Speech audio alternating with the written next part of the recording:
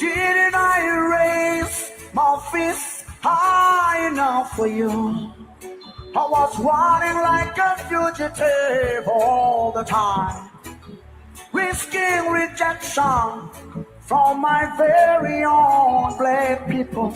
Now that you got what you wanted, you don't even know my name.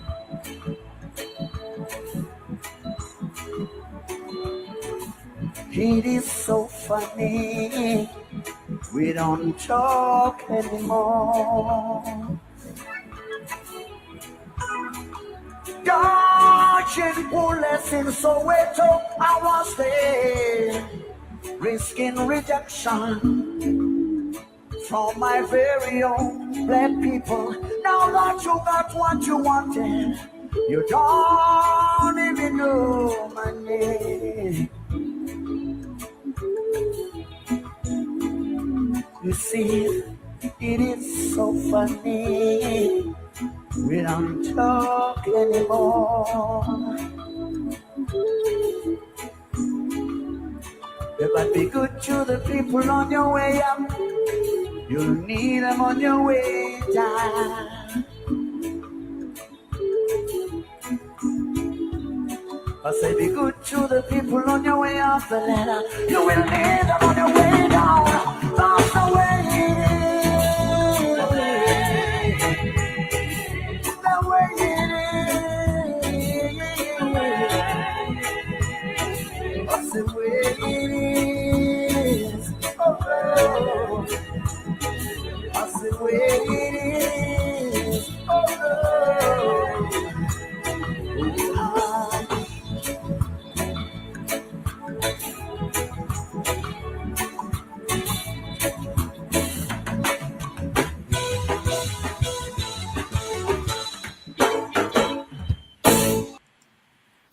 The way it is, Lucky Dube out of South Africa, one of my favorites, one of my favorite artists. I have to thank an old friend of mine, Jasper Adams, years ago. I think this would have been quite in the mid 90s, early to mid 90s. I was at home sleeping. It was near midnight or so, and Jasper called. He said, "Countryman, what are you doing?" I said, "Sleeping." He said, "Well, wake up and put on your clothes." Because I'm at Kilimanjaro. This is a club in Washington, D.C. in those days. And he said, "I hear a man here, and you got to come and hear this man because I think you're going to like this man bad." I said, "Man, Jasper sleeping." He said, "Countryman, I'm telling you, put on your clothes and come." Put on my clothes, rush out. And as I was there in the club and I heard the voice, I said, "This man Jasper putting me on stupidness because that is Peter Tosh. And you wake me up from my bed to come and see, I see Peter Tosh plenty time when I was a young man. But Peter Tosh is dead now. So is he calling me? You calling me to listen to a record?" But when I got in, it was this chap, Lucky Dube, and I fell in love right away, right away, right away.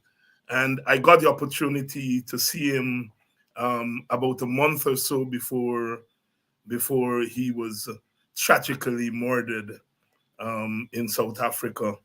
Um, I had used a couple of his songs in my course on comparative political music, reggae, calypso, and hip hop. And I've used The Way It Is, The Way It Is. And he has another one called Mickey Mouse Freedom. And I'd use it in my class. And one day I was on my phone ring, and it was one of my former students who called me and said, "Dr. Hines, you taught us about a singer from South Africa named Lucky Dube." And I said, "Yes." And she said, "Well, he's in town tonight." I said, "Where?" And she told me where it was. And I went to the concert. What a concert it was. A month later, we got the tragic news that he was murdered in South Africa. Truly, truly, a great voice, great lyrics, and it is Africa sending its music to the diaspora, to the Caribbean, and we take the music, Lucky Dube taking the Caribbean music back to Africa. Now you have African reggae and African soca and so on. They send us with the culture to the diaspora. We Caribbeanize the culture and give it back to our motherland. Good evening to all of you and welcome to Politics 101. Lucky Dube say the way it is, and that we are constantly risking rejection from our own people. You knew me when you were going up, and now you don't talk to me. And I want to commend that to our politicians, our political activists, myself included, because we all have to be grounded. It's always good to want the support of the people, but then you get their support and tomorrow you can't even call their name. I am constantly aghast at our politicians who, for whatever reason, don't call Black people by their name, don't call Africans by their name, don't witness for Africans, don't represent African interests.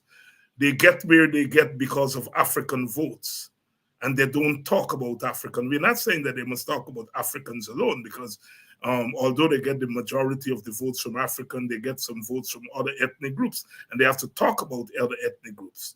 But they talk more about other ethnic groups than they talk about Africans. Risking rejection from my own people. You need the people going up, and you're going to need them when you're coming down too. That's what Lucky Dube is saying. That's what Lucky Dube is saying. And risking rejection from your own people. And we are making sure that we revolutionize our politics, that we push our political leaders to have some respect for African people, as they must have respect for all peoples. And they must recognize the fact that we empower them. And they must not only need us when it's time for our vote, they must need us all the time. We are not part-time lovers. And our political leaders have treated Africans as part-time lovers. We love you today. And then when it comes, well, we can't call your name because you are you will cause me to lose votes. I heard one fellow the other night on the program. I'm trying to remember who it was. Leno Craig, a former AFC man, and he's saying that Nigel Hughes has to be careful. He doesn't think Nigel Hughes is going to be an effective leader because he's seen as Afrocentric. And this is a black man, blacker than me, saying that Nigel Hughes is not going to be effective because he's Afrocentric. So what does he want Nigel Hughes to be? Indo-centric? Amerindian-centric? These are people who treat black people like we have leper. You can't say you're African, you're going to lose voting, you're going to lose the election. And we have to overcome that nonsense. We have to overcome that nonsense. Good evening to all of you. That theory was made popular by a professor in the United States of America. He died the other day. He had written the book Black Power with Stokely Carmichael, later named Kwame Ture. Professor Charles V. Hamilton had come up with this theory of what he called deracialization. And he advised the Democratic Party that, look, if it wants to win elections, it should not take on overtly African issues, African American issues. That, they should avoid African American issues, avoid African American personalities, and that they should pay attention to policies that will benefit African Americans, but to stay away from anything African Americans. African American. Obama ran on that. Obama ran on that deracialization thesis, and he won. He won. Obama did not touch anything African. He disowned his pastor. He went to Philadelphia and gave a speech to assure white people, and he was able to win with that theory. He got 90% of the black vote, ran up the black vote, ran up the Hispanic vote. He got about 70-something%, and he got 40% of the white vote. The first time around. The second time around, I think he got 39% of the white vote. And that was enough for him to win. And so the deracialization theory worked for Obama. It worked for Obama. But political scientists in the United States are now saying that deracialization theory and thesis is now no longer relevant. That in fact, what is going to win the Democrats' elections, is that they have to embrace the black constituency, because the black constituency is their most reliable constituency. Black women is their most reliable block of voters. And so with the racial consciousness of black people coming to the fore again in America, the Black Lives Matter movement, that African Americans, black people in America, are now much more racially literate. And so therefore, you cannot avoid them. Because if you look at what happened in Georgia, Georgia now has 2 Democratic Congress senators, thanks to the black vote.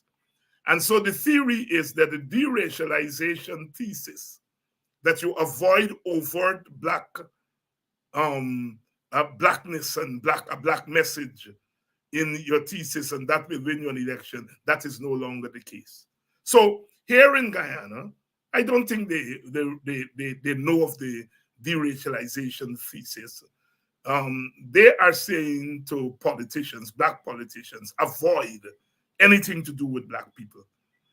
You can't be a black activist and win an election at the top of the ticket in Guyana.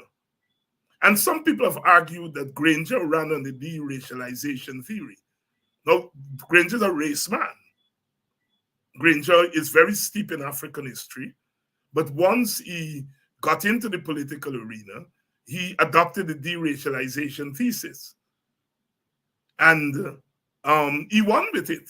He won with it once in 2015. And I'm arguing that today that deracialization theory is no longer relevant. It's no longer relevant.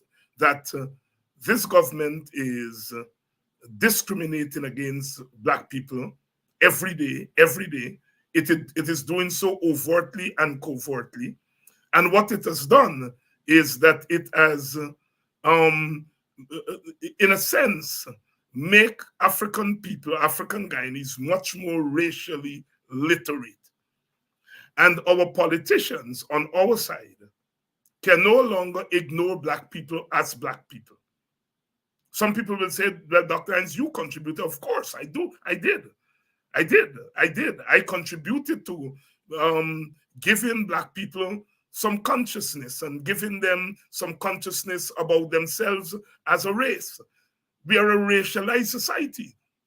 And other groups, indigenous people, they function as a race.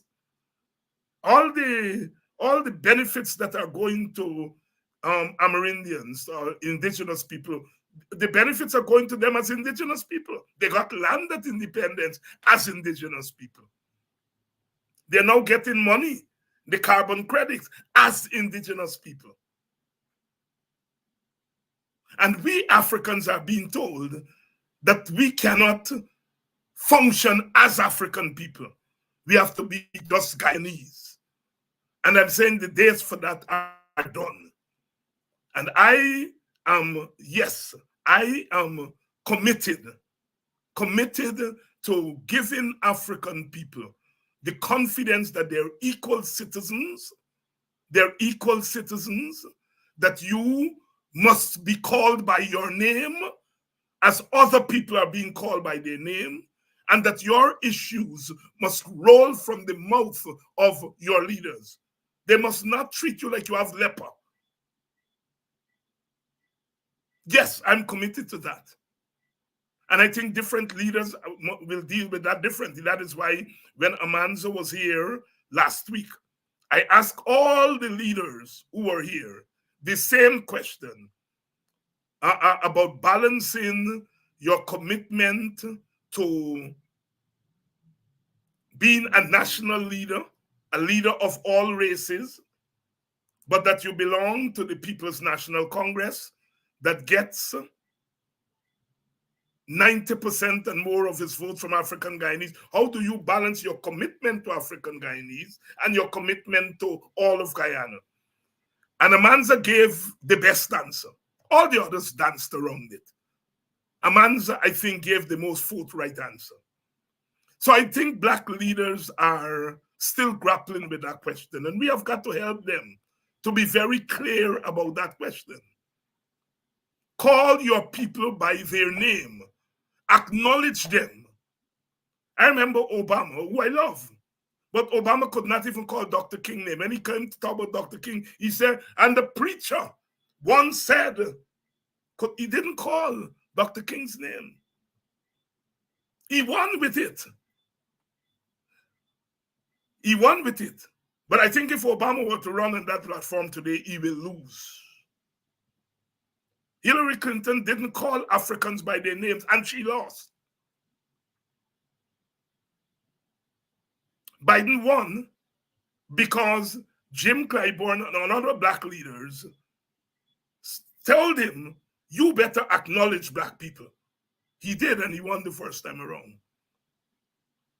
And so here in Guyana, I am not allowing them. I am not allowing them to diss Black people. They must call Black people by their name. They must acknowledge your vote and your contribution. Those women who were at Congress Place, those women who were the people's, the AFC Congress, those Black women who tied their head and put on the clothes, some in the African clothes, some in other clothing, but they are Black women, and we have to acknowledge them. We have to acknowledge them. Good evening and welcome to Politics 101. Good evening. And I'm saying one doesn't have to throw your people under the bus. There are issues that are germane to the African condition. And the African condition is a peculiar condition. You are all of your history. And enslavement. Today we are no longer enslaved in the same way as we were before 1838. But we are suffering from the scars of bondage. And there are rulers in the PPP who see not the physical enslavement of Africans, but the enslavement of the African mind. They see that as their ticket to domination. The PPP has made their story very clear. I have been critical of Indians outside of the PPP who spent their time demonizing Burnham, spend their time crucifying the PNC. The PNC and Burnham to the average East Indian are devils. And that is decades and decades of socialization. And even Granger, who didn't do too many bad things. But the simplest thing Granger did, they took it and they stretched it. Granger tried to right-size the sugar industry. In the process, about 4,000 workers were eased out of sugar with the plan to ease them into other professions. And they crucified Granger for that. They said, Granger is assaulting Indians. Look at what he did to Indians. And today, Jack Day and the PPP are doing the same thing. They're training Indians. They're not sending them back in the sugar plantation. All the talk about opening back a state and all those things. They're doing exactly what the coalition government wanted to do, which is to transition sugar workers into the new petro-state economy. They're doing that. The same thing they crucified Granger for. They're doing it. They open a training school at Port Morant to train former sugar workers to go into other areas of the economy. That is exactly what Granger was doing and the coalition was doing. But what they do is that they demonize African leaders to Indians. And then they tell us, come and play the game. Come and play the game. Try to get Indian votes.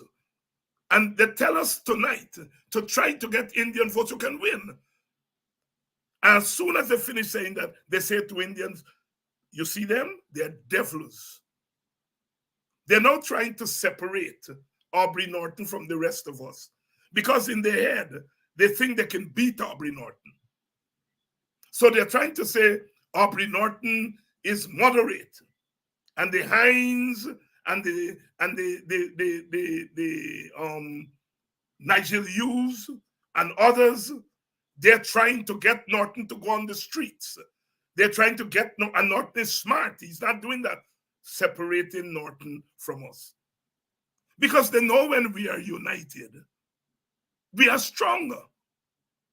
And they know that a united slate at the top is going to increase the African Guyanese turnout. And so the opposition would not have to rely solely on Indian crossover votes. The hardest vote to get for the opposition is Indian Guyanese, for obvious reasons. They see their party in power. They're socialized not to trust Black leaders. Some of them will vote for the opposition, but you don't center your strategy on your weakest link. Your strategy has to be on your strongest link. And the turnout in the African Guyanese community at the 2012 and 2015 election was about 78%, which means 2 out of 10 African Guyanese didn't vote for us. In fact, in 2015, we got less votes than we got in 2012. And so there is that 25% of African Guyanese that if we were to get half of that, then that crossover vote that they're trying to dangle in front of us, knowing that they are never going to allow us to get crossover votes. Then if we go after our own vote and raise the turnout from 77 to 87, it means that we are now level with the PPP, and then the Amerindian vote becomes the clincher. So they're trying to separate Norton. All of a sudden, you're seeing the Ravi Devs and others now, they're writing out Norton is a wonderful chap because they've figured out they can beat Norton. That may not be true, but that's what they're figuring. And they're going after Nigel Hughes because they don't want a Nigel Hughes in the picture. Because what Nigel Hughes does is that he broadens our base. They say that I am an extremist. I'm an extremist because they don't want me as part of the story, because I help to broaden the base. That 22% of our people who don't vote, that is the difference between winning and losing. The difference between winning and losing is not crossover Indian vote. I'm not saying that we should not go after Indian votes. We should. But that must not be our ticket to winning. That's gravy. Make up. Long time you go, you buy Callaloo, you buy Boris, you say, make up.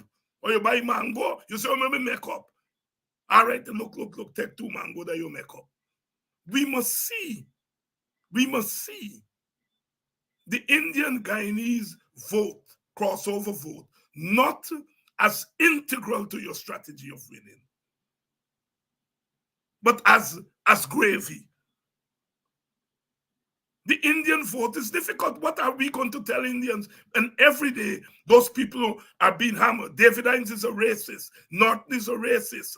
This body is a racist. Burnham is the devil. The PNC can't, you can't trust them. They're cheaters. And so I'm saying it is counterproductive for us not to be talking about unity. If we want to do better at elections, it has to be with a united state. It has to be with a united state. And I use the concept of broadening and deepening. Broadening means people like Hughes, those of us on the WPA, we have to broaden the base. The PNC is always going to get, that 70%, 75% of the vote, which amounts to 42% of the total votes. But the way the system is set up, they need 8 or 9 more percent to win the presidency. And it means that we have got to get more of our people registered and then get them to vote. We have to do that. And we can't do that. As I said this morning, coalitions do not do well when you have big parties that act as bullies and small parties that act as greedy people.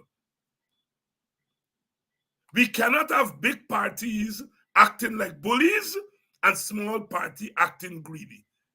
That is anti-coalition. And my criticism of the coalition 2015 and 2020 is that we had precisely that.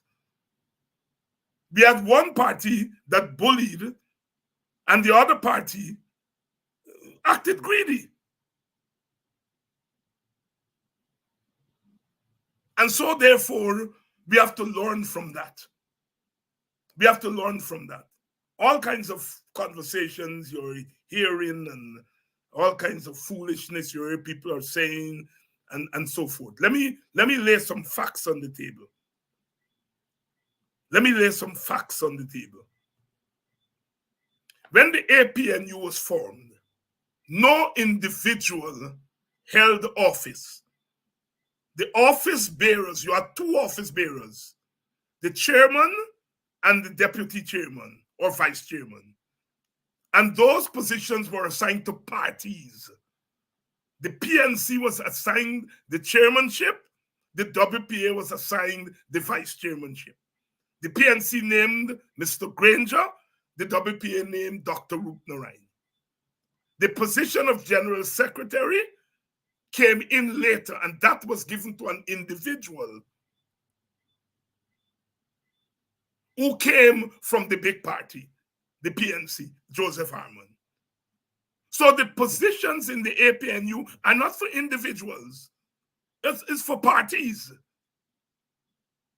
And the logic of that was that once we went into a coalition, the top spot would go to the PNC, and the second spot would go to the WPA. And it is up to the PNC to decide who they want to put in that top spot.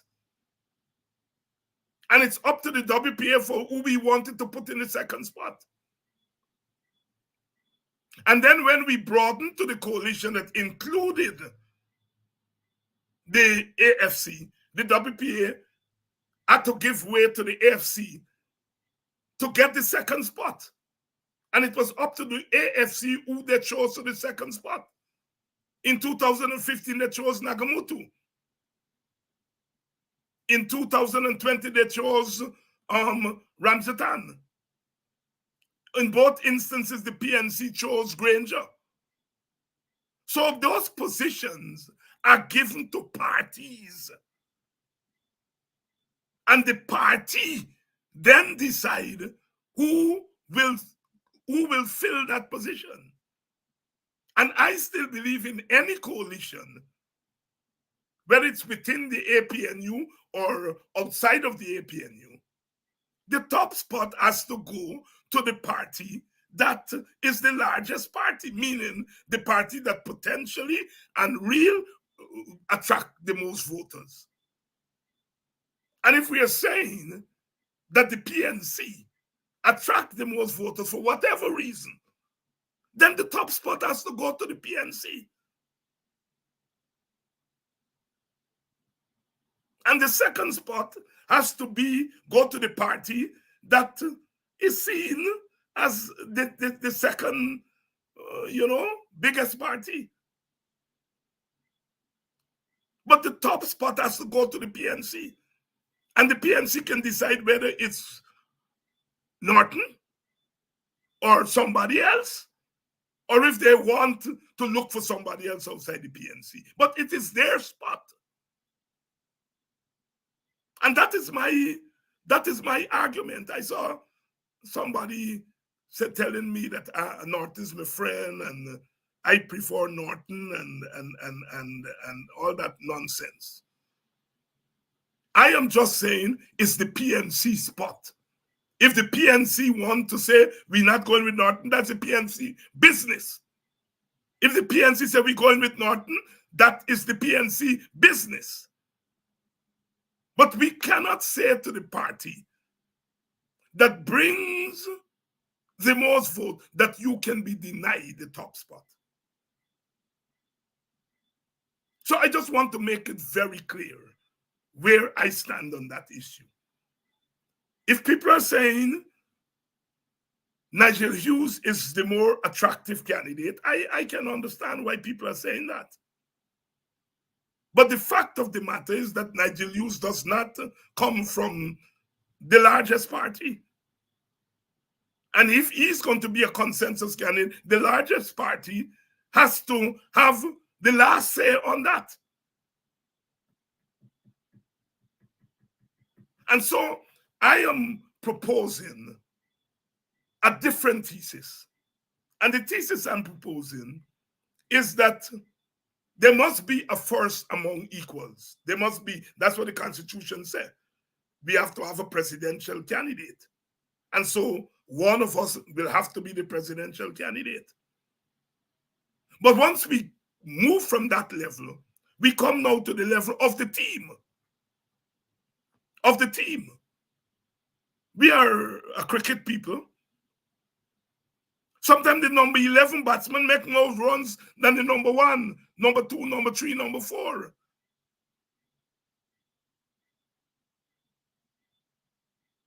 Sometimes the number 4 bowler in the pecking order take more wicket than the number 1 bowler. Once we get past the number 1 story, because the Constitution says we have to have the number 1 story, we have to start thinking team. What we now come into roles, not who bring more and who bring less. That is for the top spot. Once you come now to the team, what's your role? And there are things that the PNC can do, and they can say that other parties cannot do or say. And there are things that I can say. I can wrap my arms around black people in the middle of the day, in the middle of the night, and don't fear whether I lose votes. Norton can't do that. Norton cannot come out with his dashiki and hold black people round their shoulder and say, I love you all black people. His party wouldn't allow him to do that. I can do it. I can do it because I come out of a different tradition. My party will allow me to do it. And so I bring that to the table. I bring my role to the table. I'm being frank here tonight. Nigel Hughes comes from the middle class. And the middle class is a class formation. You only have to listen to people who went to Queen's College or went to Bishops. And when the people who went to Queen's, you have heard them by talk, they will start like in a tongue. The middle class has developed a sense of themselves as the middle class. And they have a right to, because the working class have a sense of who they are. I am part of the middle class by virtue of education. But if you take my education away, I'm not middle class.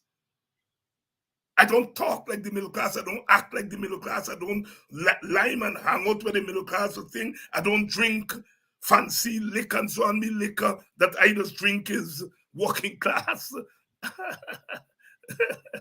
Tampi.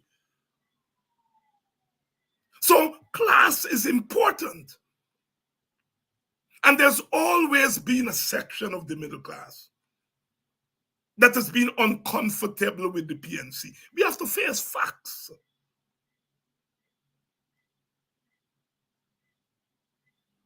That section in the middle class will have a problem with Aubrey Norton.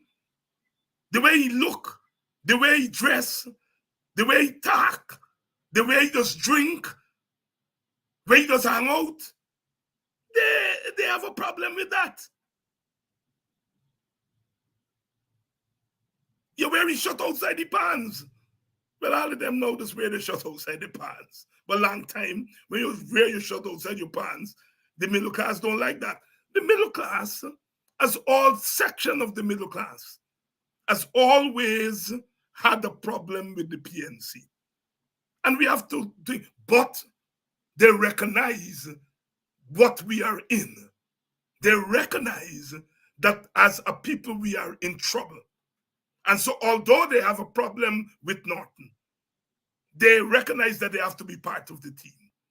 And they, through the party that they helped to form, they have made Nigel Hughes their leader.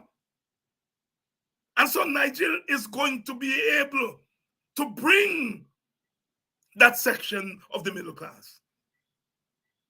But given Nigel's own advocacy, no matter what time of the night working class people get locked up, he's there for us. He's a middle class person who has not turned his back on the working class from whence his father and grandfather came. And so although he's middle class, he has witnessed on behalf of the working class. So he's not your typical middle class person. And so Nigel brings something to the team. And I'm pushing myself there to say, as I said, I don't think middle class people will necessarily see me or Aubrey as their type. You know, they may allow me to say one thing because I get doctor behind my name. And, you know, they like education and they may tolerate me at a certain level if I behave myself. But I don't think Norton and Hines can appeal to that strata in the way that a Hughes can, and Nigel Hughes can. And like I said, although Aubrey and I can appeal to working class black people, Aubrey's not going to put on the shiki and hug up black people and say black is beautiful. his party would not allow him to do it because his party come out of a different tradition. My party comes out of the Black Power tradition. My party came out of the Black Power tradition. So me putting on my dashiki and telling black people, I love you all, and I love you all because you all are black.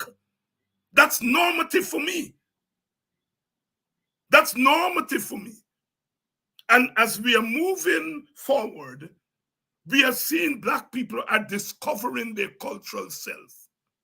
And as they discover their cultural self, because they're human beings, they're looking for leaders who can speak for them, who can speak for their cultural self.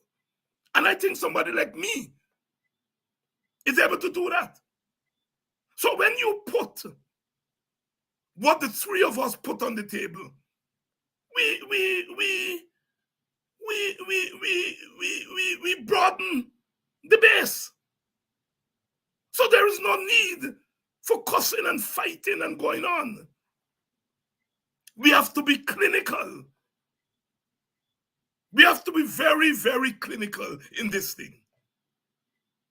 At the end of the day, we cannot be on tenterhooks when it comes to elections.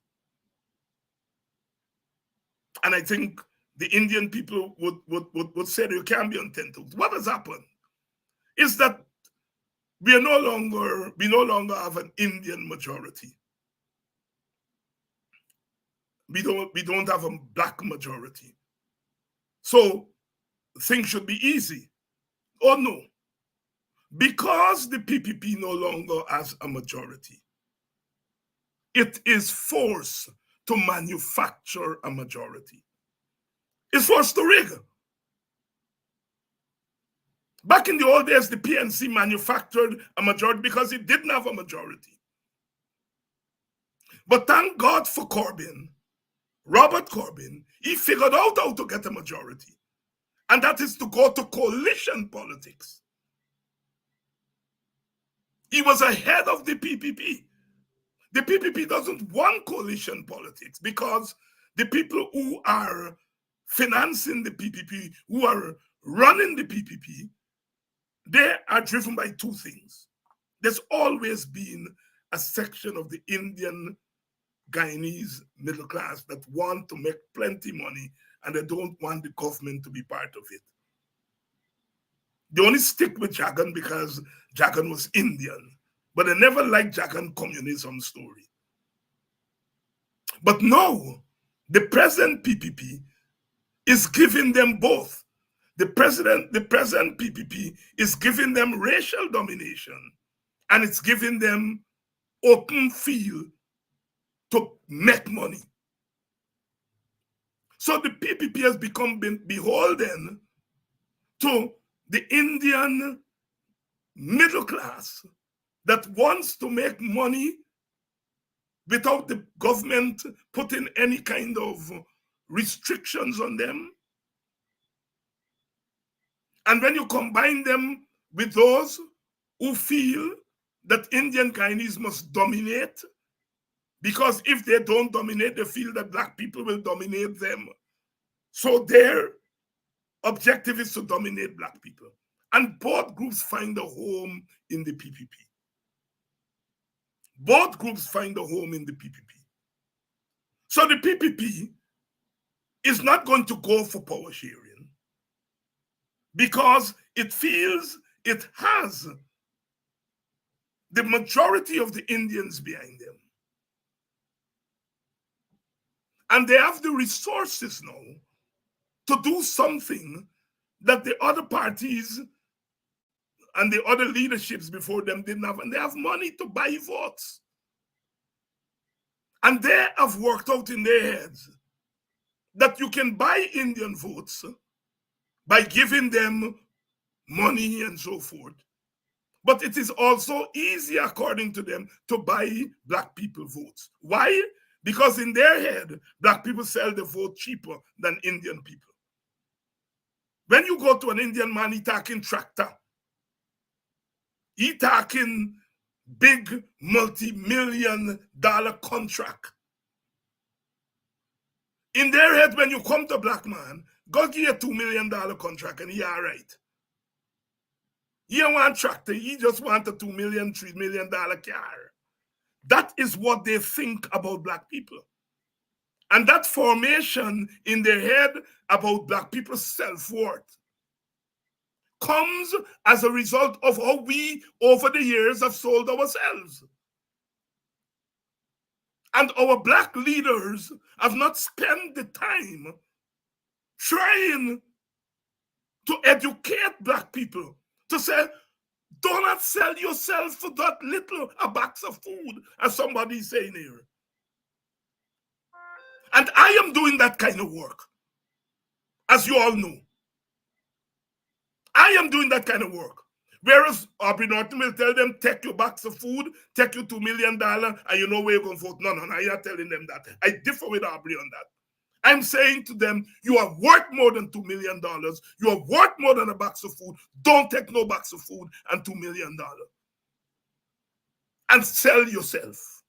So that's where I differ with Aubrey. And we can differ because our orientations are different. I will never tell black people, go and take a $2 million and come and vote for me tomorrow.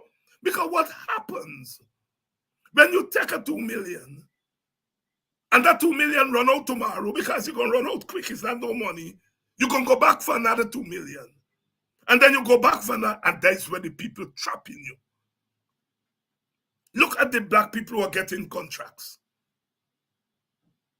They get the contract, but they got take the man who owned the iMac and who owned the equipment is an Indian man. They got to go win the man. The engineer got to be an Indian man.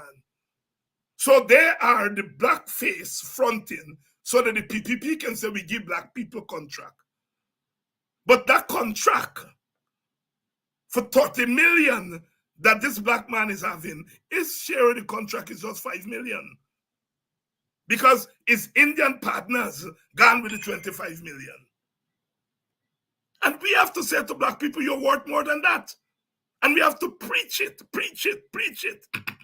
We're not going to be able to save all because Teacher George said, black man licorice. And they always got some who licorice. They're going to always go and hang them out with super trap. But we have to save the critical mass from going there. So the PPP, really, they're not trying to win over black votes. If they get black votes for them, it's a gravy. The PPP vote is coming from running up the score in the Indian community. Get a part of the Amerindian votes. These Spanish people that coming in, the Colombians and Venezuelans, get a 2 seats from them. And then that 200,000 that are on the voter list, thief for 2 seats from there. The PPP walk out where their votes coming from. And people think that they're coming for black people vote. No. What they want to do is to sow doubts in black people's mind about their own leaders. Give them a $2 million and tell them, ask them what the coalition they give you. But the coalition didn't give me nothing by, but I giving you $2 million. And the next thing you know, we ask the man vote. He ain't necessarily going and vote for the PPP. He just said, I got to eat the bread. I got to get the food. The money got to run. I ain't up on stupidness with them. And it is that person that we have to talk to. And I am saying I'm prepared to do that kind of work. The other thing that we have to do is that we've got to put up barricades. Do you think the PPP going to allow me and Norton and Nigel Hughes to go into the Indian community and pilfer their votes? We can go there all we meeting. But in terms of going and getting Indian votes, they're never going to allow us. And on our side, we got to do the same. We got to put up barricades and say, you're not coming here. You can come on all your meeting, but you're not coming here to pilfer black people votes. No. And so we got to put black people into that consciousness zone and not be ashamed of it. But as I said, Aubrey cannot do it the way that I can do it because Aubrey party wouldn't allow it. The PNC still is on this thing that they're a national party and they got to get crossover vote and they got Indians in the party and so on and so on and so forth. And so North is not going to be able to put on Ida Shiki 24/7, 365 days of the year and hug you up and say you all black people are equal to everybody and are you all suffering and I crying with you. I'm not saying that North is not capable of doing it. What I'm saying is that he has a different role.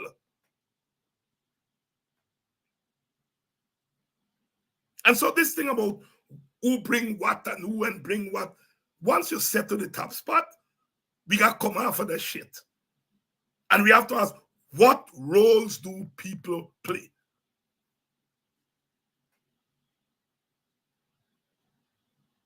What roles do people play? What roles the parties play?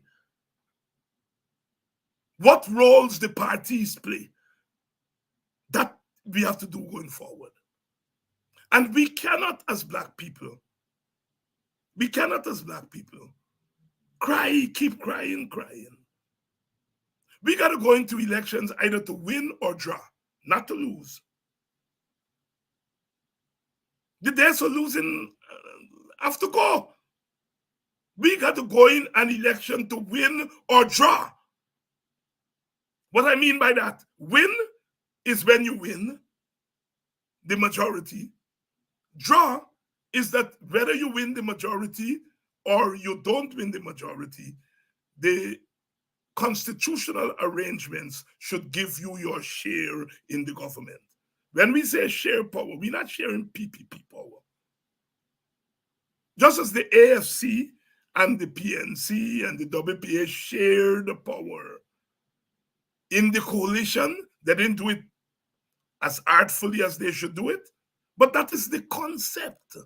You're not sharing PPP power. PPP has stolen our power. They got, according to the declared results in 2020, they get 50-point-something% of the vote, but they get 100% of the government, which means they're gone with we 49%. And the system take we 49% and give them. It means that we have got to, while we are trying to win an election, we have got to also fight for a system that prevents us from losing. We can't afford to lose. All them billions of dollars that the PPP running around the place, sharing out to this body and sharing out to that body, we have to stop them from doing it. And the way we stop them from doing it is, first of all, winning. And when we win, change the system so that we can't lose no more. Not by rigging, but changing the system.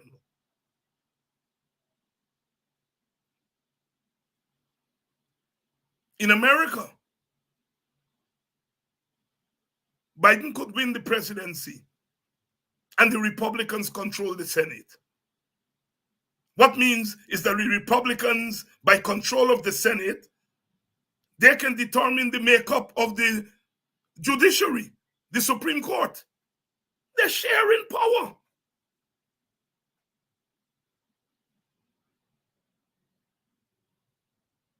They can prevent Biden's budget from going through. If they control the House of Representatives, they're sharing power. In America, most of the time they share power. They don't call it power sharing or shared governance, but that's what they do. One senator can stand up and hold up the executive. That's sharing power. And we have to move to that point in Guyana. We have to move to that point in Guyana. Black people, and I mean, I can't speak for Indians, but I hope Indians are telling their leaders, you either win or draw. Lose must not be on the plate for any group in this country. No group in this country must lose.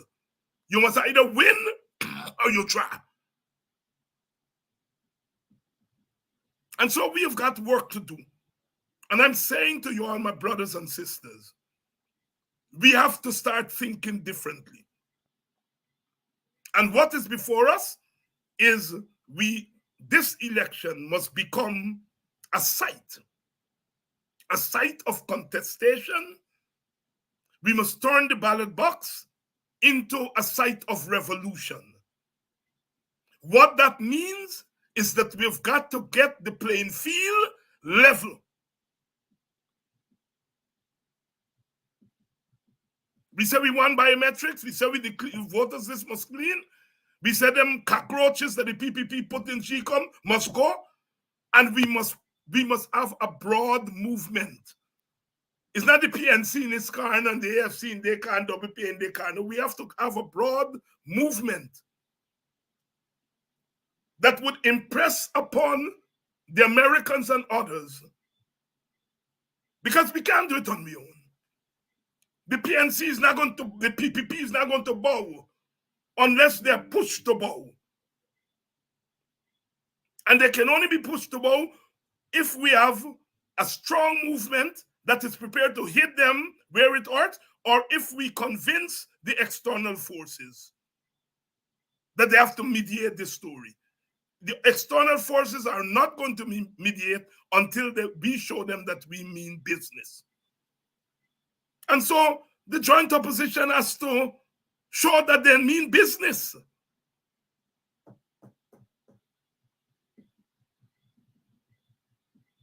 So here is where we are.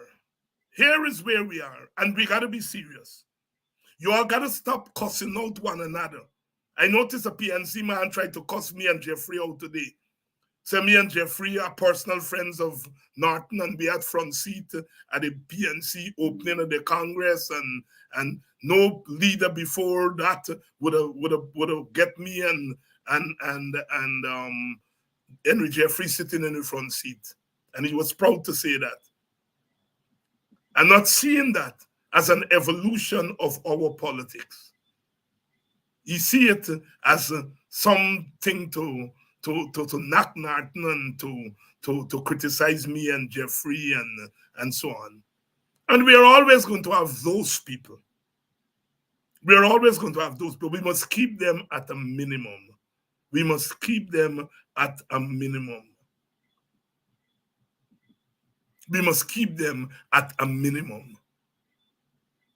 We have to work for unity in our own parties, and then we work for unity among the opposition parties, and we must unite on what we agree on. And the things that we don't agree on, we shouldn't quarrel over them. We should unite on what we agree on. Because we can only move the goalposts when we unite. Can you all imagine what will happen if we lose the next election? You all just close your eye and imagine if the opposition, whether they go as individual parties or they go together. If we lose that election, what's going to happen to Black people? They're not trying to throw we in the ocean. They're not trying to send we back to Africa. What they're trying to do is to colonize us, recolonize us in our own country.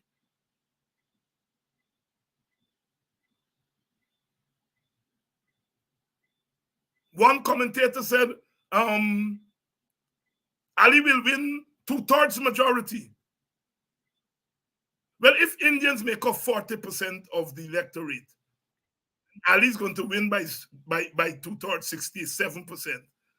Then the 27% has to come from Amerindians. Let's say Amerindians give them all the vote. That's 9. That's 49. So he's saying the next 20% will come from Black people. So basically what he's saying is that Black people are non-humans, because which people will take beat up and then go and vote for the people beating you up? It means that you're not human. And they really believe we are not human beings. It's called unconscious racism. They really believe that Black people can be bought. They really believe it. If they didn't believe it, they wouldn't try it. The PNC is trying to convince Indians. The PPP is not trying to convince black people. The PPP is trying to beat black people, beat them into submission, and then go and give them a handout. They don't believe we are rational beings. They do not believe it. Because if you believe that we are rational beings, you would come at we different, as the young people say. You won't come at we sideways. But they can come at us sideways because they do not believe we are rational. Because a man gonna be beating you and then bring a 2 banana and give you, and you take it and you say, no man, you aren't beating me. You're not beating me. And they actually believe that we are that gullible, that we are that irrational. And I am saying that we have to. You all got to talk to your children. You all got to talk to them young people. And let them realize you're not worth a box of food or a case of Excel. You're not worth 2 cases of beer. I was talking to one of the black boys that are giving contract. And he tell me the boss man himself just sit down at the table and say, what you want? I already give you $2 million contract. And then he get a $2 million contract, and then he realized of that $2 million, $1.5 million got to go in buying this material. Then he got to pay workers. At the end of the day, he get $250,000 for himself. You understand? You understand? And they know what they're doing. They know what they're doing. And we have to let our people know that you can deny yourself that $250,000 today. Empower your own people to get into power. And you will get 10 times, 20 times the handout that the PPP is giving you. We have to make that case. But we can only make that case to them. We can only make that case to them if they feel we are credible. If they feel we are credible. And there's a lot of love among black people. I'm sure there's love among other races. I'm very sure of that. But there's a lot of love among us. I feel the love everywhere I go. Good evening to Miss Atkins, who I recognized me. I was at the village office in Buxton, that, looking after Miss Story. And she saw me and she said, you used to be on TV? And I said, yes. And she said, don't tell me, Dr. Hines. I said, yes. And she said, thanks for fighting for us. And it is those, I get that in a given day. I get 15, 20 of that. In a given day. That is why I'm saying there's lots of love in our people. Lots of love. And they're not looking at who's number one and who's going to be presidential candidate. They're looking at us fighting for them. Fighting for them. Big up to you, Miss Atkinson. She was there with her little daughter and she pointed out who I was to the little child. And I'm saying there's that love. And some of us, we at the top, or some of us on social media, don't really understand what's happening on the ground. There are many people who meet that tell me playing up Ice PNC, Ice Barnumite. But if you run, I'm going to vote for you. Our people are looking for the best ways. The best ways. And we have to read that and understand what they're telling us. Every time a black person hug me, I know that it's not a vote necessarily, but it's a vote of confidence. And I am more interested in the vote of confidence than the actual vote. because the actual vote will come. So we have to, as a people, we have to start acting sensible. We have to start planning. And we have to recognize what we have. We have to work with what we have. It's foolhardy for Norton to declare war on Nigel, and Nigel to declare war on David Hines, and David Hines to declare war on Norton. It's nonsense. It's nonsense. And we cannot deny that our people, some of our young people are faltering. Some, not all. Because I am discovering that more of our young people are in line with consciousness. More of them. I make it my duty whenever I meet them to listen to them keenly. People are calling me and telling me that they're at UG or they're studying this way, and they changed their major to political science because of me. You know, do not believe our people, and these are young people.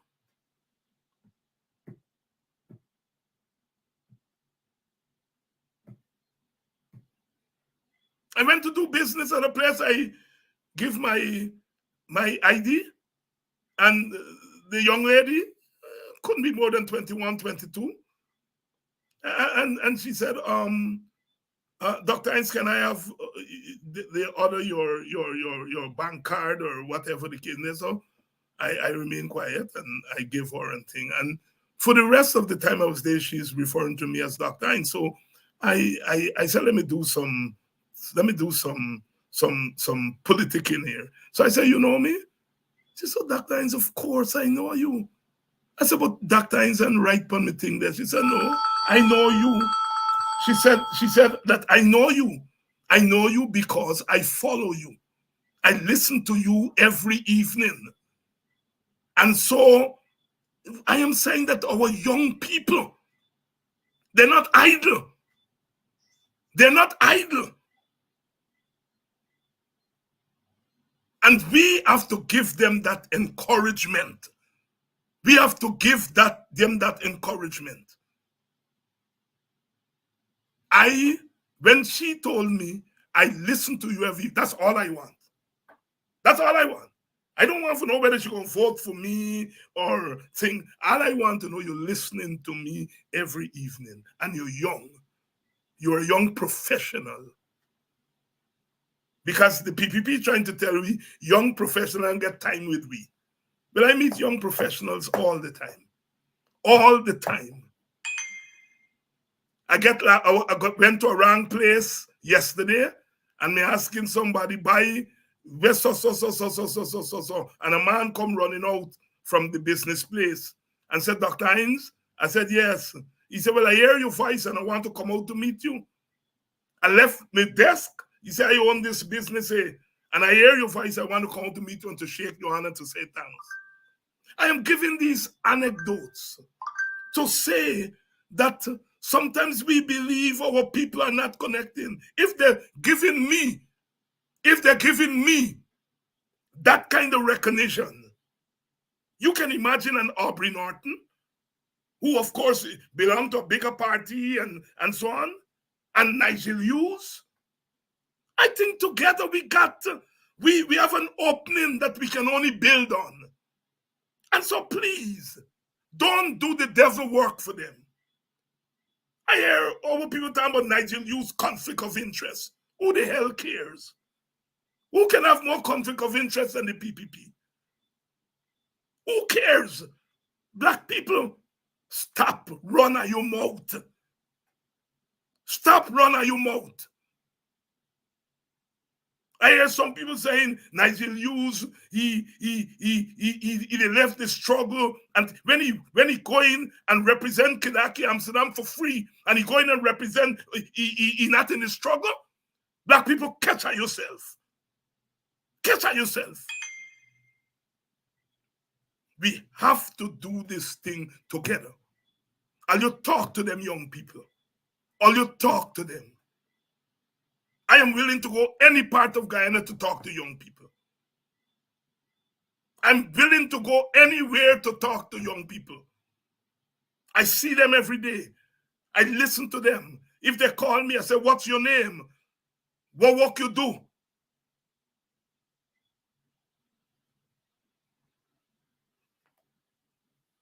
We are in this together. The way it is, we must not entertain rejection from our own people. Good evening to those people from Mahdia. I see somebody asking me to come to Mahdia. Good evening, and that's in Region 8, no? Good evening to the people of Region 9. I met one of the leaders from Region 9, and he was telling me, I said, but you know me? He said, yeah, Dr. Hines. I said, you all just get me up there, forget that once you get internet, you can get the thing. I was thinking about TV signal. He said, no. And he said, what we in Region 9 like is how you just break down the thing for we. And he's a PNC man. He's that thing. He's a PNC man.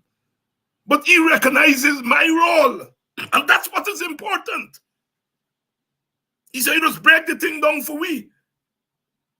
Well, that comes because of my training as a teacher. And, you should spend years doing something over and over. You'll become a little bit better than people who don't have to do it every day.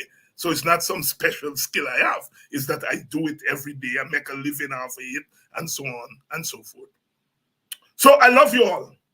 And I can say that. I love you all because you're Black, and I don't care who called me a racist for me saying that. I love you all because you are Black, and I want you all to be upful. I want you all to be upful. I don't want you all to behave superior to anybody, because you all are not superior to anybody. And for Indian Guyanese brothers and sisters who are on air, I recognize that the lockdown that you all there in. I recognize the lockdown. But I is not your all enemy. I don't fight Indian people. I fight those people who are at the top. Those people who are in power, the rulers, them I fighting. Because I know if the government change tomorrow, Indian people going to be looking to people like me to say, oh my God, talk up for we know. And I did that. I did that before. I've never shunned away from my responsibility as a citizen when a Black government was in power. Because I do not believe in racial superiority. I believe in racial equality. I believe in human equality. I believe in class equality. That's my watchword. Love you all.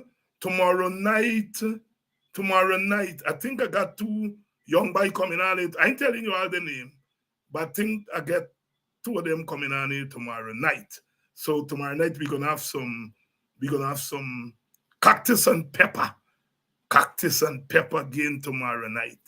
Thank you all very much. My condolences before I go to, it just brought to my attention today. Roysdale Ford brother passed away. Through all that thing that happened last week, he lost his brother. And it takes a lot. It takes a lot. My condolences to him on the loss of his brother. And he went through that campaign knowing that his brother was dying. Boy, we brought nothing into this world and we can take nothing. Pastor Luke used to say in Buxton, today you're here, tomorrow you're gone. We all must go, but it's sometimes very painful when you lose a loved one. Our condolences to Brother Roysdale Ford on the loss of his brother. It was only brought to my attention today. And apparently this happened since early in the week or last week. Stay strong, my brother.